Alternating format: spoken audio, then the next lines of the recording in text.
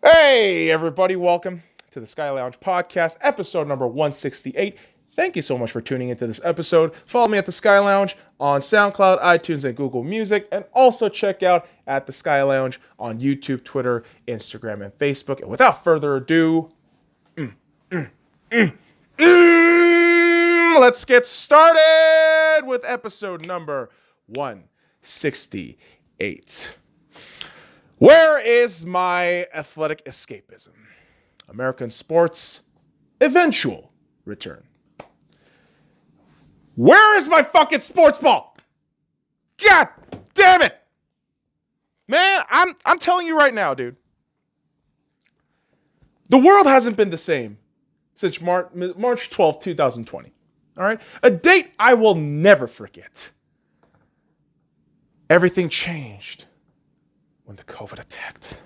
Only the Avatar, master of all four elements. God damn it, man. It feels like a fucking eternity since we've had any sort of sport. I mean, yeah, UFC. And, shout out to the KBO, the Doosan Bears. Hopefully they can win the Korean series again. But, not quite here in the US, right? What we're stuck with is just being subjected to garbage fake news, manufactured reality TV, and a bunch of Hollywood assholes smelling their own fucking cunts and saying, smells like lavender. Holy fuck. Well, I'm glad sports ball will eventually come back. And here in Las Vegas, shit, the casinos are back, kids! Yes, certain casinos at 12:01 a.m. today on June 4th did open, and now I feel like majority of the casinos are open and Vegas wide. And yeah, man, I mean, Vegas being open is great news for the city. I mean, great news for me personally. I like gambling. Not a fan of the 100-degree weathers, 100+ degree weathers, and now you got a bit of wind shit, so that's just driving everybody nuts. But with all that said, I mean, sports books are coming back. One of my favorite fucking things to do, sports gambling. That shit's coming back. And obviously, with sports books coming back, you're going to have the sports balls, right? And so sports ball over the last, really, 3 months has been an interesting development, right? The NFL, I mean, it seems as though the NFL has everything put in place and ready to go. Just kind of how the NFL rolls. I mean, they always have like fucking 5-year shit planned out in terms of games, finances, all that shit, I would imagine. But yeah, I mean, Roger Goodell has his fucking weak moments, and the entire league is just mired in controversy year after year. But. Right now, the NFL is too fucking busy being divided over this moronic identity politics bullshit and just general political skirmishes amongst the players, amongst, management, ownership, all this crap just going on. You just open Twitter and you just see a bunch of athletes just, you're not woke enough. You don't think like me. Now you're an asshole. And I talked a bit about Drew Brees yesterday.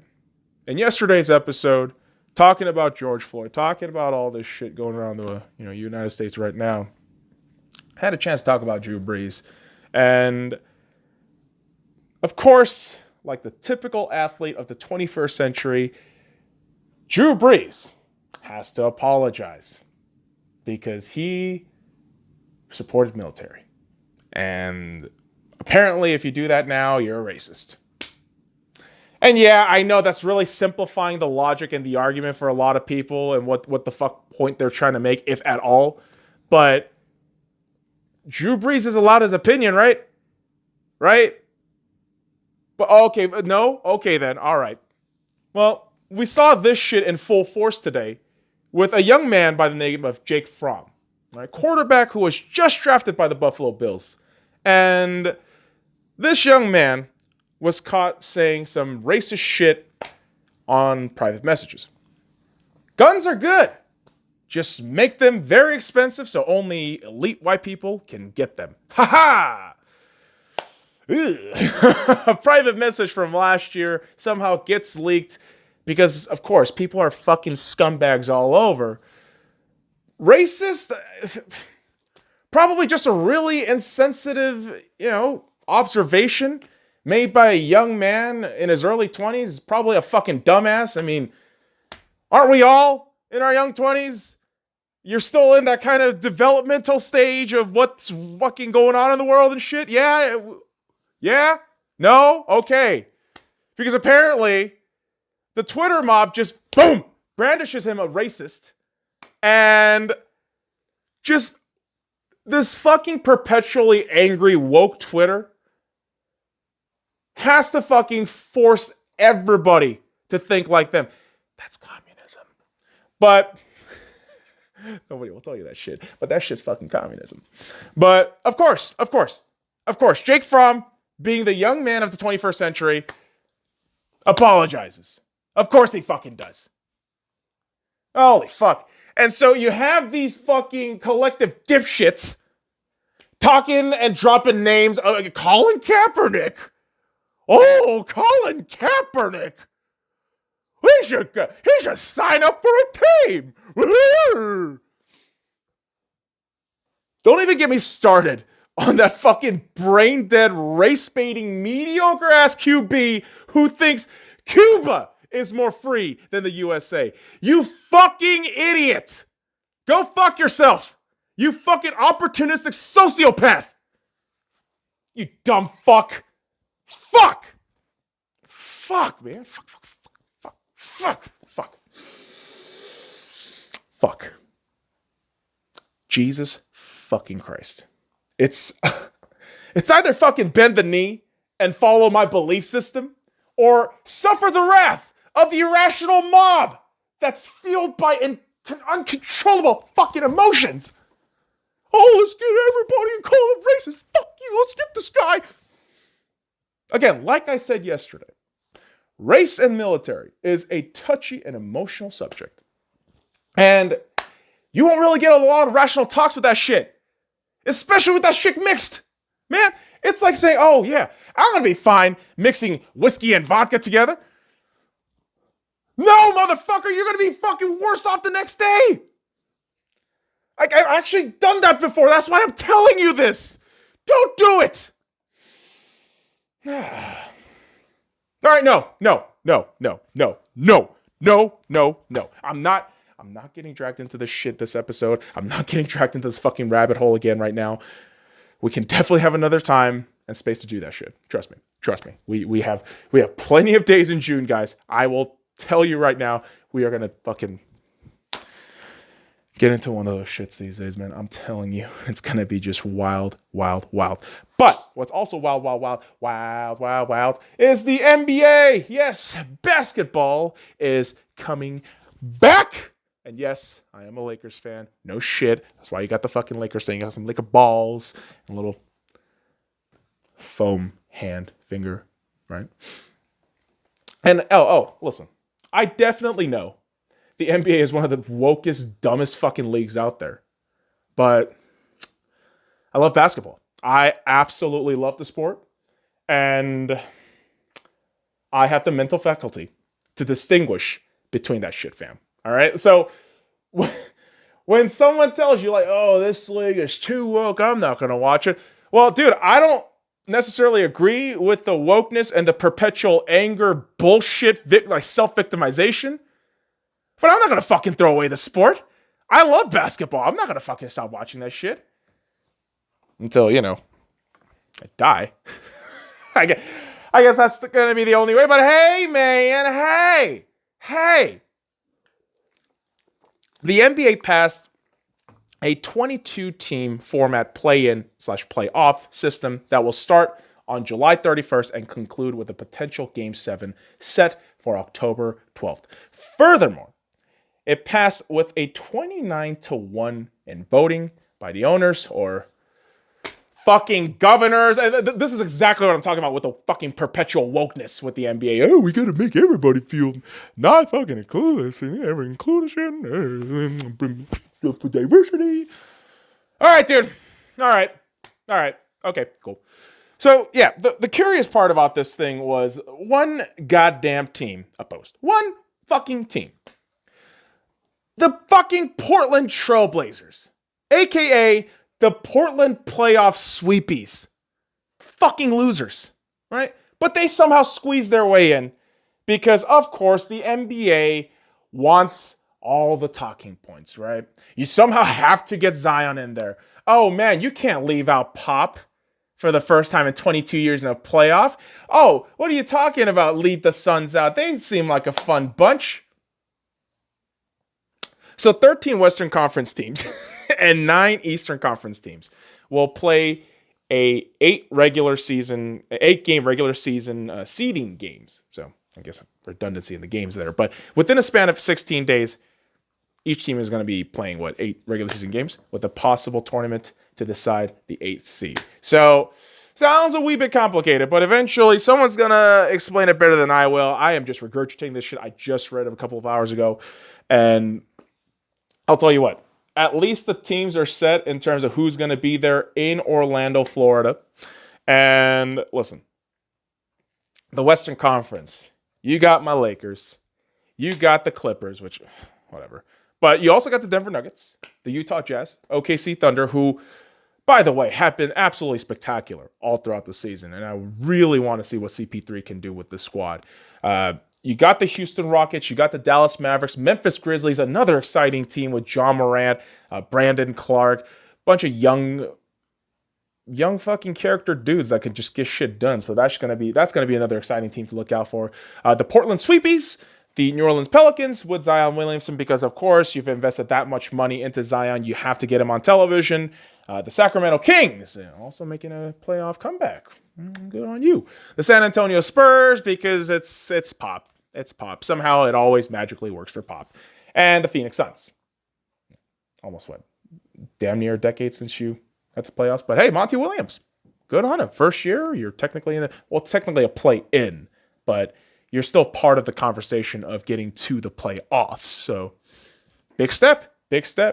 And for the Eastern Conference teams, you have the 9 following teams in the Milwaukee Bucks, Toronto Raptors, Boston Celtics, Miami Heat, Indiana Pacers, Philadelphia 76ers, the Brooklyn Nets, the Orlando Magic, who surprisingly will be playing at home, and the Washington Wizards. So teams will begin training starting on July 9th through 11th.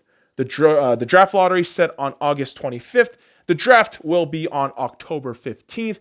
And the 2020-2021 season will likely start on December 1st. So free agency right now for the NBA is slated to be scheduled for October 18th. I'm wondering how the contract situation works with that, with, the collective bargaining agreement. Do you have to,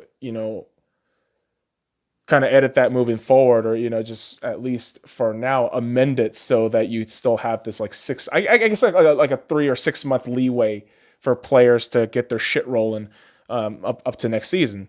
But yeah, I mean, we're probably going to get an answer from a guy like Shams or Adrian Wojnarowski, so be on the lookout for that, kids. Always be informed. And how will it all go being in one hub city? I'm not sure. Maybe this is the year Orlando finally wins it. No, they're not going to win a shit. I'm putting that shit right now that Orlando Magic is not going to win the fucking championship. All right. And put that in the universe. And if somehow the Orlando Magic lifts the championship, I'll say my piece then, but right now, I don't think they're ever going to make it to the NBA Finals right now, as it stands. And listen, because right now, the league is, I feel, more interested in getting 2 particular final series set. And it's clear as day. It's the Lakers versus the Clippers, or the Lakers versus the Bucks. That's what the NBA has wanted for God knows how fucking long. Since Christmas, I would imagine, when the Bucks, I mean, they were just outstanding all throughout the regular season, just absolutely outstanding. And you also have you got your Lakers just playing at, top fucking speed, high grade. And Yeah, I mean, I would love to see that matchup too, sure, but that seems to be the direction I feel the NBA is probably going to lean and push towards.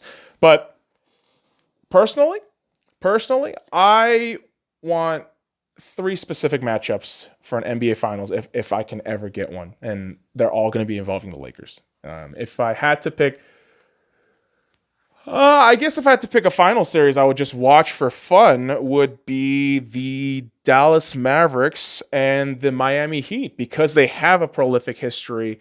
Obviously Dwayne Wade lifting his first championship, and then a couple of years later, you got Dirk Nowitzki just kind of on that god mode of a playoff run. Carry the goddamn team all throughout. I would love to see that. But as a Lakers fan, I will tell you this. The Lakers versus Celtics is the one matchup I want to see over anything else. Anything and everything else. I want to see this shit as an NBA Finals. As a Lakers fan, like you know exactly who the biggest enemy of our team is. You know exactly who our biggest rival is, guys. It's the fucking Celtics.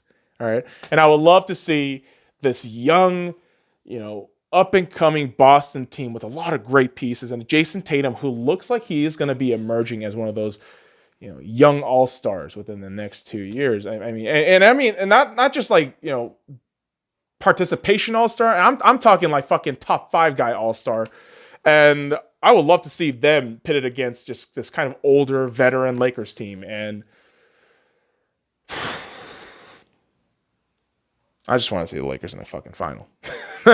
That's all that is. But I also have another matchup that I would truly, truly want. And it's the Lakers versus the Dallas Mavericks. And I'm obviously, going to be rocking my AD jersey if we get to the NBA Finals, the Lakers. But if this is a matchup that can potentially happen in the NBA Finals, obviously with the seeding not being conference related, man, I'm also going to have my fucking Luka Doncic all-star jersey just sitting there, and I'm going to pet it a little bit. Not going to be mad if they win, but I'm not going to be fucking overly excited to wear that shit. I'm just going to let it just sit there. Kind of like like a museum or a stripper. You just look, but kind of touch, but don't touch too much. Otherwise, you're going to get kicked out. And once you build that bad reputation everywhere else, you're going to build a bad reputation. That's just how that shit works. Personally, I haven't dealt with that. But I've had acquaintances that behave like animals. So just throwing it out there, guys. And the finals matchup that I would absolutely love to see is the Lakers versus the Orlando Magic. Now, this matchup did happen in 2009, where the Dwight Howard led Orlando Magic lost in 5. But I think this series, the Lakers versus Orlando Magic, seems like coincidentally, a Disney kind of ending for a guy maybe like Dwight Howard, where you're going back to the city that drafted you. You're playing with the team that you obviously found redemption in this season. And I've been saying it consistently throughout the season with the Lakers that Dwight Howard has been a revelation. I can't believe he is one of the better players consistently throughout the 60 or so games the Lakers played. And as kind of a sadistic bastard, I really do want to see Dwight just destroy his own team in his old home in the NBA Finals and have the Lakers lift their 17th ring. Because, ultimately, I want the Lakers to win all the fucking NBA Finals and lift their fucking 17th ring. I don't want anybody else to fucking win. Like, what the fuck kind of goddamn question is that if you're a fucking fan? Jesus Christ. But that should be really exciting, man. That should be really fucking exciting moving forward with the NBA. With the set dates, now we just have to wait. And the one thing we're not going to be waiting for, unfortunately, is the G League. The G League will be canceled, but hey, at least the NBA is coming back. So that's a win. That is a win, my friends. And also a win is the NHL. The NHL will also return with a 24-team play-in and playoff format system. I've talked about this previously on the YouTube page a couple weeks back, but I'll run it down briefly. And honestly, I'll also say this. If you guys want to check out more hockey shit, if you're listening to this on SoundCloud, obviously, just go on YouTube and search this shit up. But look up the hockey guy on YouTube, Shannon, the hockey guy. You don't have to put Shannon, but just put the hockey guy on YouTube. And this man is just for lack of a better word, he's an ocean of knowledge in terms of hockey, and he will explain it much better than I will at this point. So if you want to just see some specificity for that, go check out the hockey guy, but I'm going to just break this down real quick. So the play-in system will be the top 4 teams in each conferences, and they will be playing a 3-game round robin for seeding. Now, regular season rules apply here. Overtime, shootout, all that shit. And so the remaining 8 teams, however, in each conference will play a best of 5 qualifying round. So now, you got the playoffs, and the NHL did go ahead and specify more of this today. And the reseeding of all teams to the next round, instead of bracketing, will be a major thing moving forward. It's going to be calculated based on, I guess the 3 wins or three games. And yeah, it should be very curious as to see how all that goes.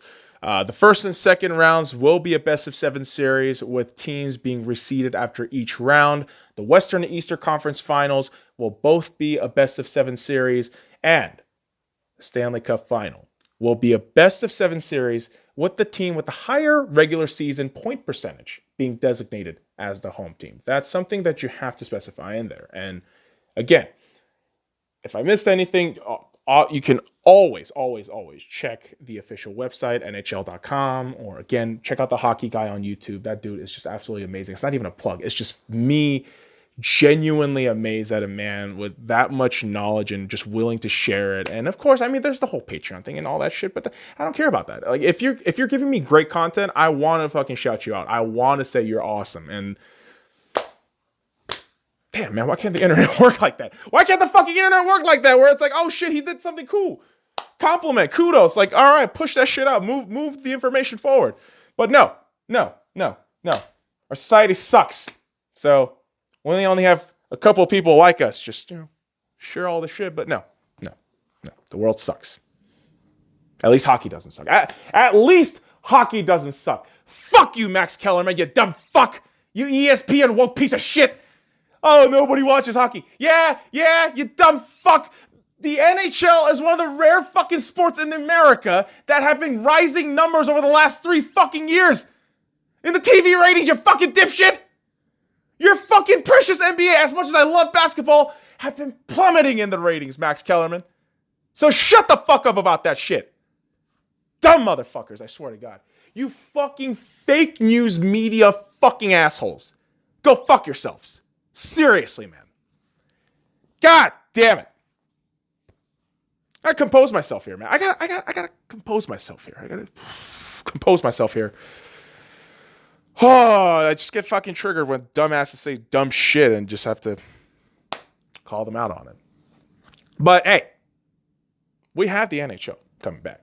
And the top 4 teams of the Western Conference Final, let's read them out loud. The St. Louis Blues, Central Division winners of 2020. The Colorado Avalanche, second runners up, I guess. The Vegas Golden Knights, your fucking Pacific Division winners of 2020, you California bitches. Fuck you. And yeah, I know, I got the LA thing, but I don't like fucking LA hockey teams, or California hockey teams. Go fuck yourself. Fuck you. Move on. And the Dallas Stars. As the number 4, technically, in terms of regular season ending standings. And so you'll have the best of 5 series matchups in the Western Conference, and it'll go as such. You'll have the Calgary Flames versus the Winnipeg Jets, the Edmonton Oilers taking on the Chicago Blackhawks, the Vancouver Canucks versus the Minnesota Wild, the Nashville Predators versus the Arizona Coyotes. And so moving on to the Eastern Conference, you got your top 4 teams, the Boston Bruins, Atlantic Division winners, and your President Trophy winners. So congratulations to the Boston Bruins. Absolutely amazing job all throughout the season. Pasternak just being an absolute animal, and obviously Tuukka Rask and Halak doing the fucking job behind the post. So Good shit on Boston. Good shit on Boston. I could definitely see them moving really far throughout this play-in playoff situation. So, yeah, good shit. And followed by the Tampa Bay Lightnings, then the Washington Capitals, who are your Metropolitan Division winners, and then the Philadelphia Flyers. Your best-of-5 series matchup in the Eastern Conference will be, as such, the Toronto Maple Leafs taking on the Columbus Blue Jackets, the Pittsburgh Penguins versus the Montreal Canadiens, the New York Islanders versus the Florida Panthers, and the Carolina Hurricanes versus the New York Rangers. And the NHL announced today on June 4th that they will be moving into Phase 2. As of June 8th, teams can reopen training facilities and can host up to 6 players and limited staff for voluntary individual workouts. That's a great way to start, to what will eventually be a July puck drop, I guess. So, shit, it's still coming back. It's hockey's coming back, and I'm a happy camper, man. Get to see my boys going back on the ice, and hopefully, guys, my sincerest hope. It's the same thing with the Lakers. I mean, I obviously hope the Vegas Golden Knights lift the Stanley Cup, and they bring that shit back to this hot-ass fucking desert, and we have a fucking parade with social distancing, and yeah, I'll fucking cry my eyes out if we win the goddamn Stanley Cup. Like, I'm not gonna lie. If the Vegas Golden Knights somehow, some way, make it through all the trials and tribulations of the play-in and the playoff, and somehow, some way, they get to the Stanley Cup final again, I will lose my shit. And if we win somehow, oh my god, I might not be conscious. I might not saying I'll be dead. But I won't be, I suppose, all of that there. I'll probably be fucking blazed out of my mind, fucking drinking all goddamn day, partying out with some hockey friends. God damn it, man. If that shit happens, I will lose it. Lose it! It's good. It's good to talk about sports coming back because this world is just absolute bananas, right? It's just absolute craziness. And, being a football fan, aka soccer, for you Americans, the Premier League coming back on June 17th in England. Not too crazy about it. Could have just canceled the season and give the fucking cup to Liverpool, but yeah, sure. We could just play the shit out. And yeah, the first game that's coming back on June 17th is Manchester City versus Arsenal. You know why I get so upset when I talk about Arsenal?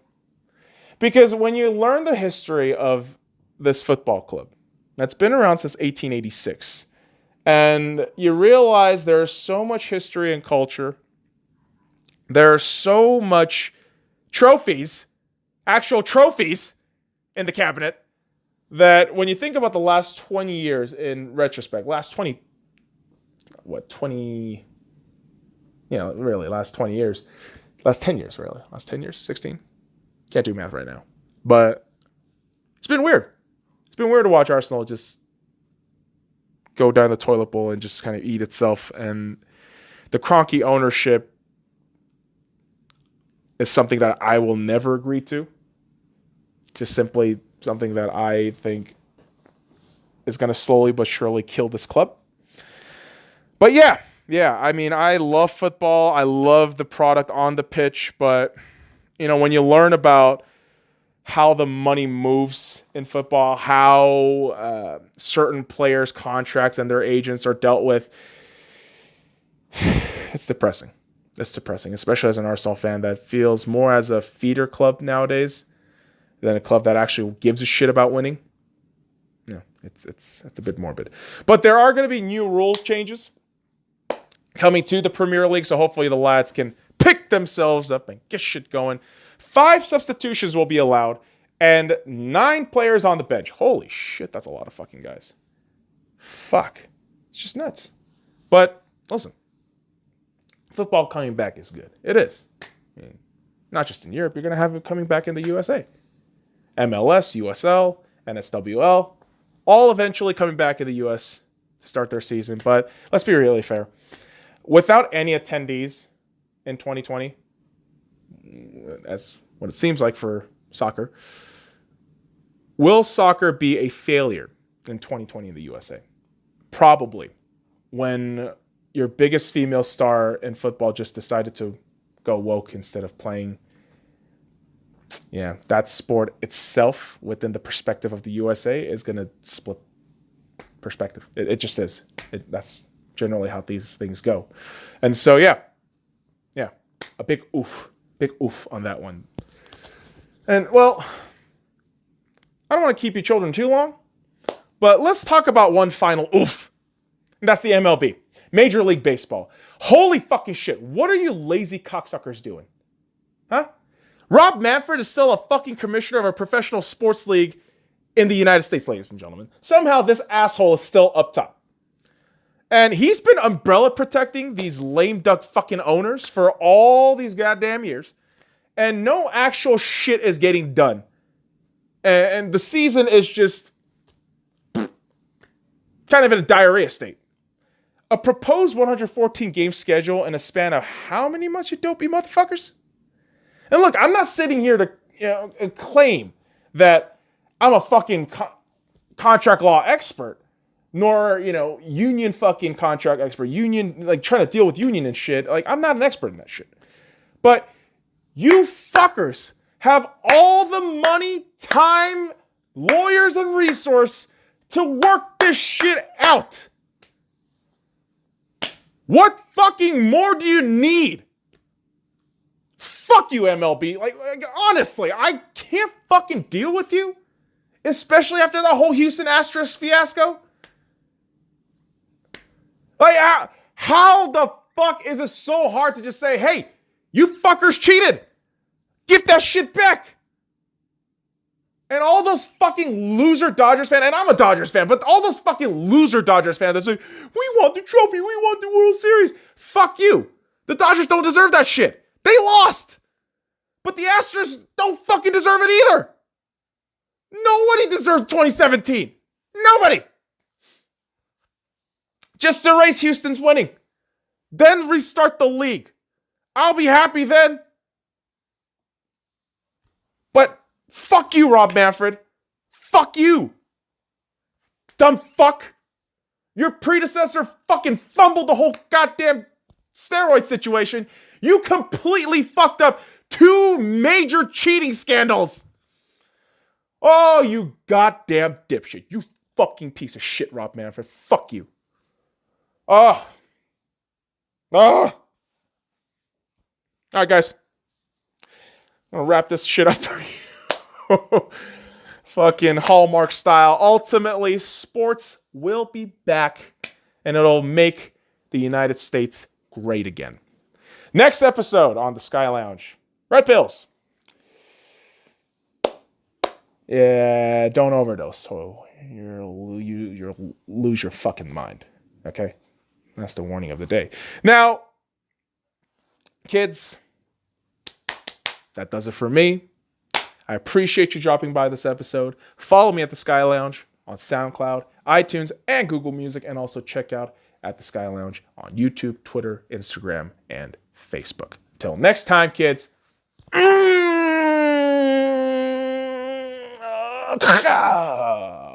off.